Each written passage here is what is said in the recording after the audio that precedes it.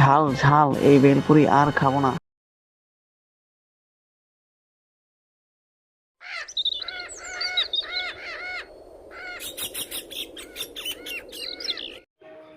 মামা, বেলপুরি দোকান, এই দোকানে প্রতিদিন ভিড় লেগেই থাকতো। আর দোকানের সামনে সবচেয়ে বেশি দেখা যেত চালাক শিয়াল, তার বউ চতুর শিয়ালি, কয়েকজন ফ্যাশনেবল মেয়ে শিয়াল। শিয়ালেরা বেলপুর খুব ভালোবাসতো। একদিন দোকানে এলো এক ভয়ঙ্কর বাঘ, তার সাথে তার বউ রাগী বাঘিনী। বাঘ দোকানে ঢুকেই গর্জন উঠল, এই দোকান আমার, আজ থেকে কেউ টাকা দেবে না, ফ্রি বেলপুরি খাবে, শুধু আমি আর আমার বউ।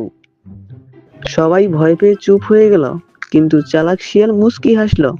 শিয়ালের বউ ফিসফিস করে বলল, এই বাঘটা কিন্তু ঝামেলা করবে।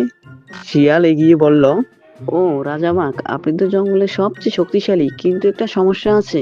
বাঘ চোখ বড় করে বলল, কি সমস্যা? শিয়াল বলল, এই বেলপুরি খেলে নাকি যে সবচেয়ে বেশি খাবে সে সবচেয়ে সুন্দর দেখাবে। এই কথা শুনে বাঘিনী বলল, আমি খাবো, আমি জঙ্গলের সবচেয়ে সুন্দর বাঘিনী হব। মেয়ে শেয়ালগুলো হেসে বলল, দেখি কে কে বেশি খেতে পারে। বাঘ আর বাঘিনী দুজনেই বেলপুরি খেতে শুরু করলো।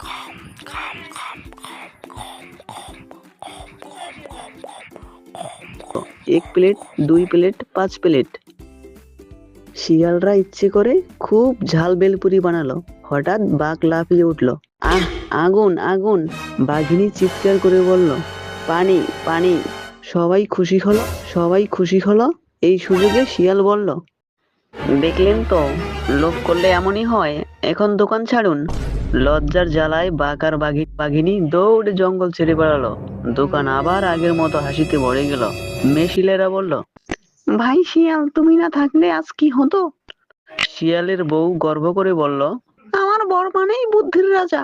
শিয়াল হেসে বলল, শক্তি দিয়ে সবাইকে হারানো যায় না, কিন্তু বুদ্ধি দিয়ে সবাইকে শেখানো যায়। প্রিয় বন্ধুরা, আমাদের এই গল্পটা তোমাদের কাছে কেমন লেগেছে কমেন্টে জানাও, এবং এরকম সুন্দর ভিডিও পেতে আমাদের চ্যানেলটা সাবস্ক্রাইব করে বেল বাটনটা অন করে দাও। ধন্যবাদ।